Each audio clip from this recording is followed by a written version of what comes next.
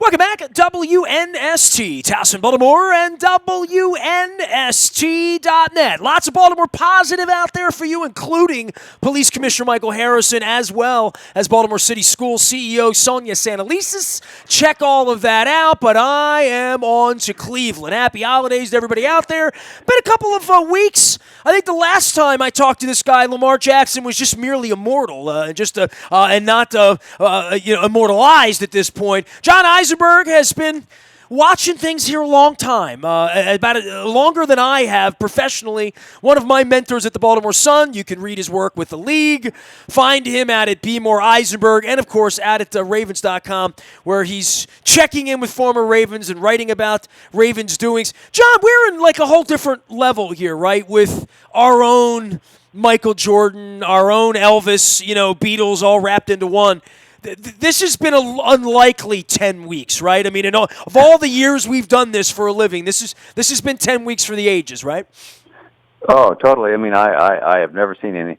I mean, certainly to have sort of the next big thing in sport, in an entire sport.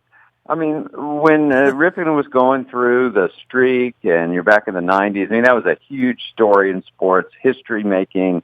And all eyes were on him, and all eyes were on Baltimore and all that. And it was a big deal, no question about it. But this is different. This is sort of in real time. It's unexpected. No one saw it coming. I thought Lamar might be good. But just to have everything break the way it has this year, I mean, I have certainly never seen really anything like this. Yeah, I would think you'd have to go back, and I was barely born. But, when Johnny Unitas broke on the scene in the late 50s and suddenly pro football was hot in Baltimore, you might have to go back to that. Or the first time the Orioles won the World Series in 1966, you have to go back to that. But certainly in my professional life, never seen anything like this here, where suddenly the biggest star in sports is right here in our kitchen. And there's no number two, right? Because he's one of one. He's the revolution. All of the things that the comparisons of him to others now sort of pale. But all that being said, the expectation level, John, you've been out after dark in Baltimore the last 2 weeks. I mean, I flew into here from Tokyo after being gone for a week, the Buffalo game. The whole city's purple. The expectations are through the roof. They're a 10-point favorite in Cleveland this week. Cleveland's falling apart, right? They're going to rest everybody. Then everybody's going to rest. Then they're going to play a home game against one of these lowly wild card types or whatever, or some team like Houston that they beat by 4 touchdowns. It's John, I'm on a plane to Florida next week, like scouting like party places and rooms and road trips and all the stuff that I've done in New Orleans and Tampa. That's just not something I expected to be doing 2 or 4 weeks ago. I mean, like literally, this thing has gotten to be very, very pronounced, the difference between where the Ravens really are and where everybody else is. Well, it has. I certainly didn't see it coming. I thought they might be pretty good this year. I mean, we're all hopeful. Yeah, I mean, I was hopeful, but, to have the whole thing sort of, as you said, sort of an Elvis mode, just sort of take off, it's really been fun, and it's just week after week, you just sit there, and it's not that you can't believe what's happening, but it becomes sort of normalized after a while, but certainly that win, everything changed with that win in Seattle, what is that, week 6, I guess, and they came up with, and then they came home and just clobbered the Patriots. I guess, that one, when everybody was still, what I remember about that is everybody was, the stands were still full at the end of the game. Nobody wanted to leave. How many times do you just run the Patriots out the door? So that was big. And then just to keep doing it, just hitting everybody, and it's been pretty amazing. And at this point, to me, they look so locked in. I mean, they're so sure of what they do. So many of these teams it's really an object lesson, I think, Nestor, because, I mean, so many of these teams, they're still trying to figure out who they are, even some of the good ones, what they are, how can we win? How can we win games? What are we exactly? The Ravens know exactly, and they have been for a long time, knowing this year exactly who they are, what they do, what they want to do.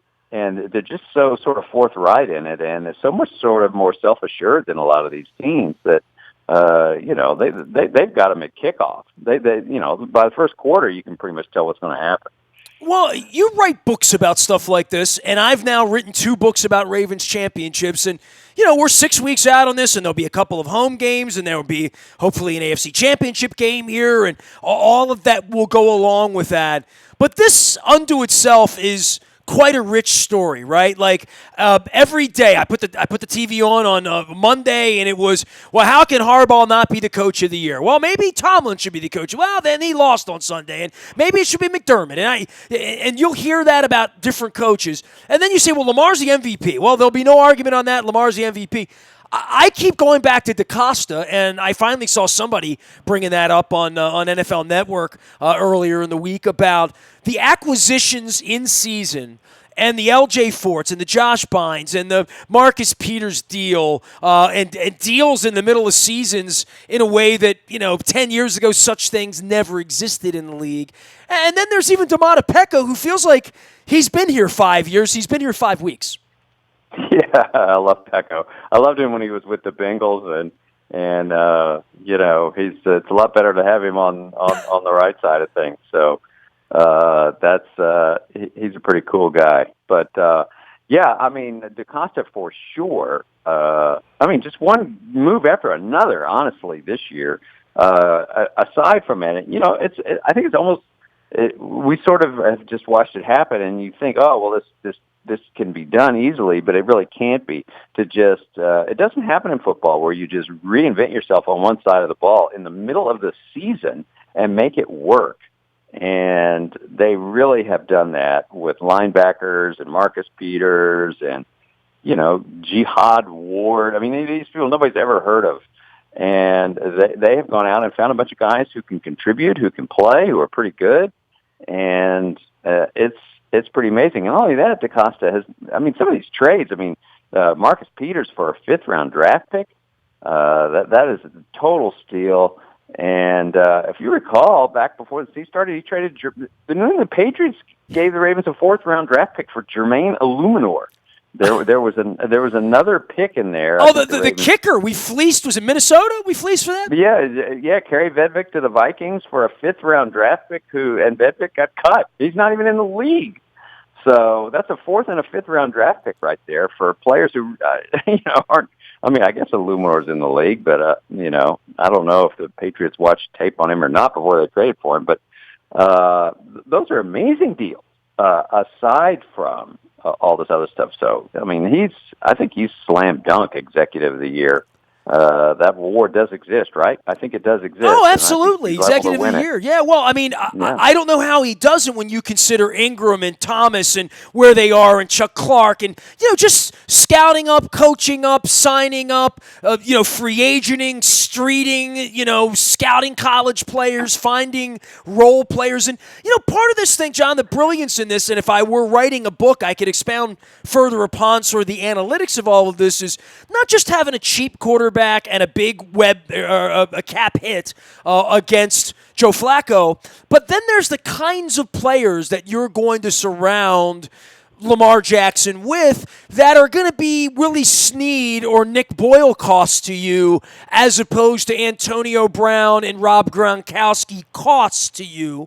And there's sort of a built-in lack of ego that has to be involved for wide receivers who seemingly from birth are all wired to want the ball 12 times, and they have to get 100 yards, and they have to get touches, and looks and all that.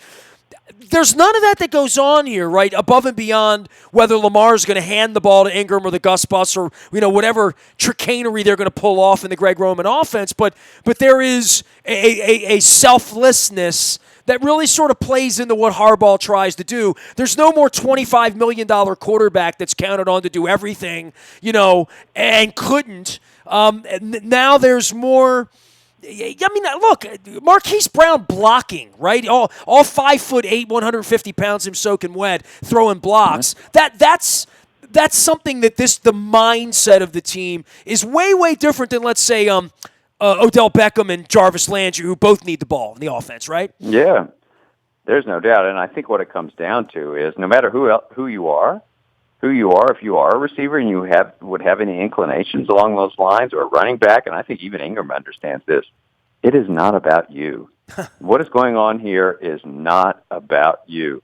So you better get in line. Turn around and look who's under center, who's taking that snap, and who's making this stuff happen. That's who it's about. And meanwhile, he is wired so unbelievably for a guy as talented and accomplished as he is. And this was the case long before he sort of went into the stratosphere. But he hates talking about what he does well. He loves to talk about what he does poorly. He'll go on about interceptions he threw, a year and a half ago and all this stuff. But you ask him to describe some of these moves, he really can't do it. He's pretty humble, and it is genuine. There's no question about it. And so how can you not? I mean, that creates a completely different sort of mindset in the locker room, and it is totally a team thing. I mean, he's going to be MVP in the league, but you can't. I mean, have you seen him over and over in these interviews? It's like, that's great, whatever, And he also lost that game to the Chargers, and if there's some red ass to be had, in the backside of being the boy genius running left, running right for 8 weeks, and, Wally Pipping a Super Bowl MVP who was flawless in January, right, to keep him off the field when you can't do anything right against the Chargers. Man, it was eight months of homework that went into that and into that feeling, right, that feeling of losing. Hey, we're all familiar with that, right? We're all familiar with the Billy Cundiff day.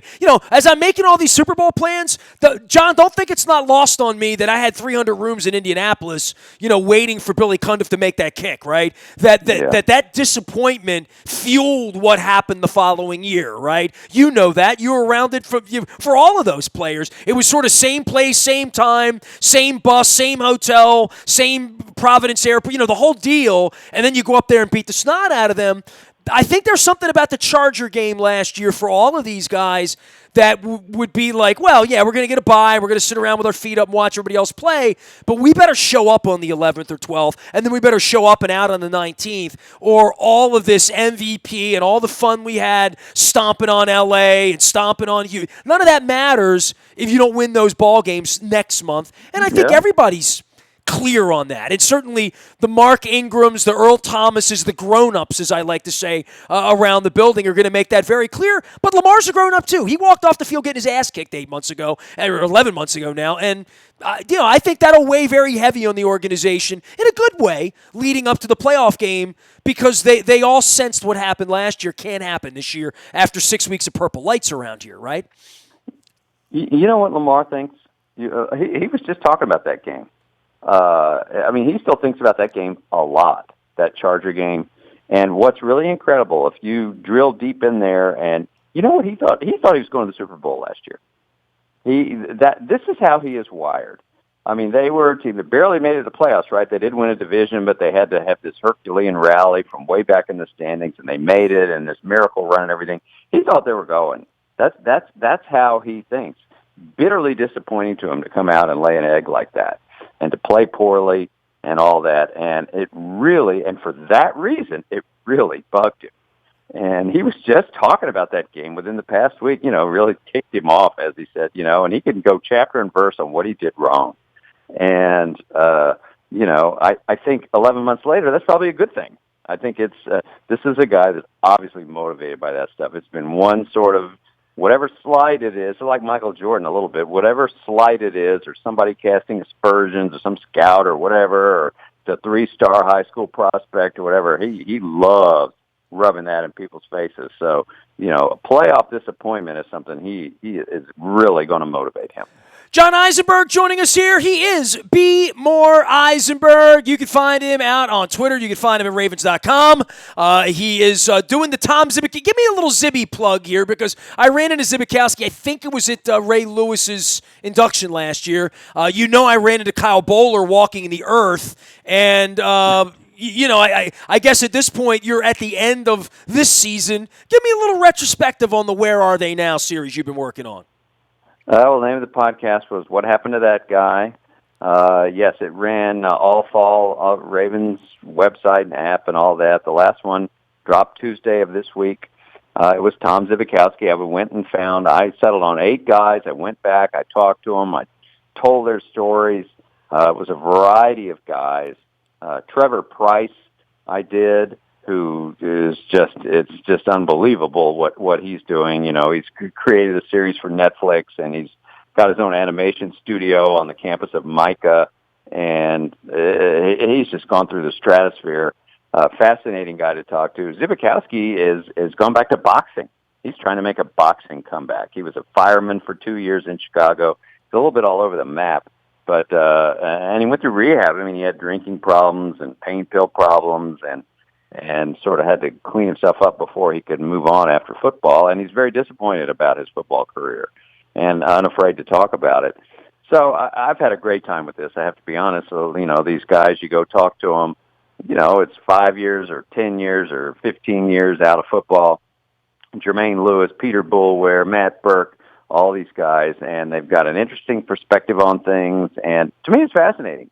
I mean, yeah, the whole the alumni thing, right? Like something that was really missing here that the Stan Whites and the Bruce Lairds and the Arnie Don, those guys all kept that going for a period of time. I saw Burt Jones was in town last week. I thought that was awesome too from an alum perspective.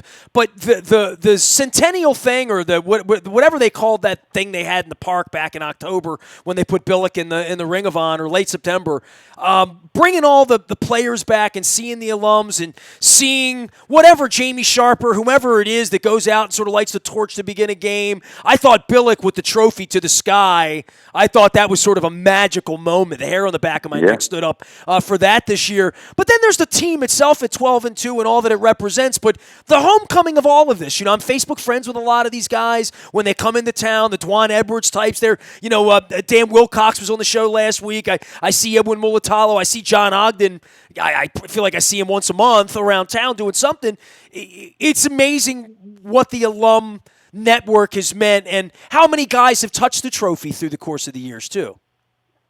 Yeah, I mean, to me, what really Ravens fans have always been amazed, whenever I'm speaking to groups or whatever, and I say this, the Redskins are having a horrible time, right? And they're in the toilet, and nobody's going to the games and all this and everything. But, the Redskins are immensely more popular than the Ravens, just in terms of of fan base, the size of the fan base, and memorabilia, and just all sorts of stuff. And the reason is because they have history. History in the long run is, they've been around for 50 years longer, and you just can't make up that stuff. And to me, history is what makes a franchise, gives it fiber, makes it real, makes it bona fide. And the Ravens are, certainly for the 25 years, has been an incredible history with 2 Super Bowls, and now the third possibility, and Hall of Famers that have been drafted. It's been a fantastic history.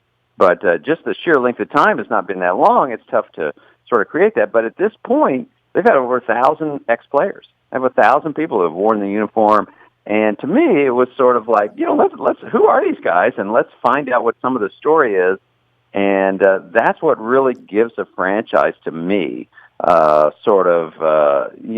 weight, some bigger shoulders, is who wore this uniform? What are they doing? What do they think about their football? Let's talk about the history of it, because that is, in the long run, what makes you a bigger, broader franchise. Well, and then there's Zeus's kid playing tackle on this team, right? The guy that never won the championship, and and lost his life early, and had the eye, and all of that. The amount of the richness of the stories for this. The weight of Ronnie Stanley playing, after John Ogden, the weight of everybody in the wake of Ed Reed and Ray Lewis, and what all that represents for any of the players around here. And more than that, how about, the Sam Cooks and the Justin Tuckers that have ties to the last, and to Sizzle this past weekend, maybe coming back, maybe not. But this has been a really rich year for stories and how Harbaugh kept his job. And I think the national media is so fascinated by Lamar, right? Like every week I look up Bill Rhoden's running around, and I said to him, man, you can't get enough of this story, can you? He gets on the train all these years later to come down to be where Lamar's doing something that we've never seen anybody do before. It's a Beatles Elvis show at this point, and I think it becomes even more so in January around here when the stakes get higher. Well, that's going to be some pretty interesting days, isn't it? When the Houston Texans come rolling in here in the first home game, and then a championship game. I wrote a column about a month ago. There hadn't been a championship game in Baltimore, a football championship game in Baltimore since the 1970 season. January of 1971 was the last championship football game in Baltimore. The Colts had won, and it was the first AFC championship game. They beat the Raiders. And they lost the next year in the championship game to I believe, the undefeated Dolphins. And then they didn't play another one before they left town. And then the Ravens have been in 4 AFC championship games, all on the road. So there hadn't been one here since Johnny Unitas was the quarterback. So that's pretty amazing. So I think needless to say, this top seed and the chance to have a home game and get the Patriots maybe here for a change, that is big stuff. When I looked down at the ticket and saw that, like, I've had AFC Championship tickets printed, right? They sent them out to us just in case everybody lost, and we wound up and almost happened one year, right? And one of the years had something weird happen, the game would have been here with the Colts or whatever it would have been. But Jets, it was the Jets. Jets, there you go. It was Rex and the Jets. That's what it was, right? And so I was sitting on a ticket that maybe sort of kind of, but this one, like, I feel like I'm going to use it, right? And that's a whole different level of, John, it's not even Christmas yet. We're talking about a game on January 19th, and like we think we're going to use that ticket. It almost feels cocky, doesn't it? I mean, doesn't it feel like a weird place to be coming from for any of us that are literally mapping I-95's route through West Palm Beach and Fort Lauderdale, right? Yeah, it does. And of course, you feel guilty doing it because, I mean, how many times have you seen really good teams, they have a bad day, and that's that, and there goes a great season. It does happen. It could happen. Of course it could. It happened a lot to the Chiefs and the Bills over the years, right? The Vikings, right? It could Literally happen. Who knows? Who knows what's going to happen? But certainly your chances are better when you're at home and you've got the greatest thing ever running around. And these teams, I mean, Buffalo did a better job than anybody of sort of slowing this offense down. They have a agile defense, and I thought they did a pretty good job. And they still lost the game, and they were behind by 15 points in the fourth quarter. And so it's hard not to sort of be a little bit cocky and thinking, who's going to stop? The Ravens have scored 20 points in every game. I mean, that is the worst they've done this year is 20 points. So they're going to put points on the board. And, some of these teams, they can't match that. It's math. It comes down to math after a while. Now, that's not to say that it couldn't get all turned upside down on some certain day and there's turnovers or a blocked punt or God knows what would happen if Belichick comes in here. But, the math definitely works in the Ravens' favor. As we impeach a traitorous president in this country, and the New England Patriots are still videotaping the Cincinnati Bengals, I don't want to talk Orioles with you, but I just want a little baseball sniff from you on what the Astros have been doing the last couple of years. And I don't know how it relates to Elias or Meidel or any, but the institutional cheating that, I thought Grimsley crawling through a cage at Jacobs Field to steal bats out of umpires. I mean, we've the Negro brothers. I mean, there's been all sorts of stuff, right? But the institutional cheating in Houston. I mean, do you have any thoughts at all on any of this in baseball's greater good? And now they're going to cancel minor league baseball. What the hell is baseball doing, John Eisenberg? Yeah, that I did. The minor league thing, I don't get at all. I guess that's analytic driven too, right? It's cost cutting. Well, for 1,000 years, minor league baseball, I mean, the developmental system in baseball has been, there's so much fat in it in terms of expense, you just can't even imagine. I mean, how many of these teams that have 5 or 6 minor league teams and how many of these guys actually make it to the major leagues and help them? I mean, as they say in business, the R&D money, research and development money, a lot of it is wasted in baseball. It has been forever. So I guess that's where this is coming from. Somebody got a hold of, the right people and said, look, this is stupid. You can't be doing this. And I can't. But it's amazing, though. It's like the human body. Well, we don't really need the heart. I mean, the heart's kind of big. It's kind of placed in the middle. We can move that around. I mean, what are you doing? You know what I mean? Right. that's what it is. I mean, yeah, sure, it makes sense from the financial standpoint, but I mean, it's nuts. Getting rid of minor league baseball. I don't get that at all, and I think they'll be sorry. And you're sort of working on the soul of your enterprise there to save how much money? And that I don't get at all. As far as the cheating in the Astros, I wish I had more information. I don't have anything down. I mean, there's no question. I mean, there's nothing new there with the stealing signs and all this stuff. I mean, that's as old as the game itself and all that. There's no question with the technology now that a lot of things, a lot more can happen. And to what extent it is, I don't have enough information yet to know. It doesn't surprise me that teams are doing stuff like that. I mean, they've always. The surprising part is that you would have 50 people in on it. You know what I mean? It's one thing to have the ball boy loosen up the balls in New England so nobody fumbles, which clearly they did for a number of years. I mean, the Deflategate thing to me was always about the fumbles, not about Tom Brady loving the footballs. And then, that's one ball boy, or that's one videographer, one monkey in a tree, or however Belichick, thought his Rudy Giuliani was going to run around and nobody was going to check the cell phone. But in the case of the Astros, I mean, they're beating on garbage cans, and they got video people, and every guy on the team knows about it, and the guys in the bullpen. Come on, man. You know what I mean? That's letting everybody in the party in on the scam, Yeah, it's weak. I mean, it is. Like I said, I wish I wish I had a little bit more information on exactly what was going down and how impactful it was. And was it happening on every pitch and all that? And I just don't know enough. I mean, it certainly appears that there was something bad going on, and it's not good. I mean, it could well tarnish what they've done, which is too bad. I mean, talk to the Patriots. All those Super Bowls, and we know how great they are, but it does tarnish to some degree. People never look at you quite the same. So the Astros could be going down that road, and they will find it will become annoying. It will become very annoying to them that's how they're remembered as well. Well, let the cheaters come here on the 19th. We'll see them, the Chiefs, whoever it is. I don't really want to see the Chiefs. I think I'd rather see the Patriots at this point. Definitely. John Eisenberg is B. More Eisenberg. You follow him out on Twitter. You can follow him at Ravens. You can go hear his podcast series with Tom Zibikowski and many, many other former Raven luminaries.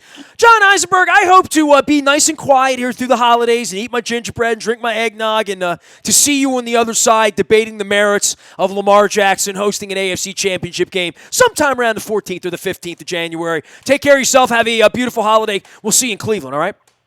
Sounds good. Thank you. I am on to Cleveland. Luke Jones is on the backfields out in Owings Mills. If there's any breaking news, you will get it first on the WNST Tech Service. That's all brought to you by Coons Ford, Security Boulevard. Of course, Dennis Colatzos will be here on Thursday driving you home. It is no longer the SSV on WNST. Is now this the Dennis Colatzos Show. That's heard on Thursdays. And, of course, Bruce Posner kicking off his show beginning 8 a.m. on Monday after the game. 1 hour show, 8 till 9 on Monday. So we got some cool stuff happening around here, so you're not stuck only listening to me.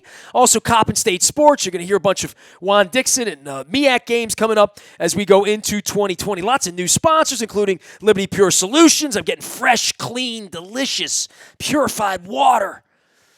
I'm going to learn about all sorts of alkaline. I will have a water education in 2020. Thank you, Doug. Doug's coming on the show. He's excited about the Ravens as well. Nasty at WNST.net finds me. Facebook, Twitter, LinkedIn, Snapchat, Instagram.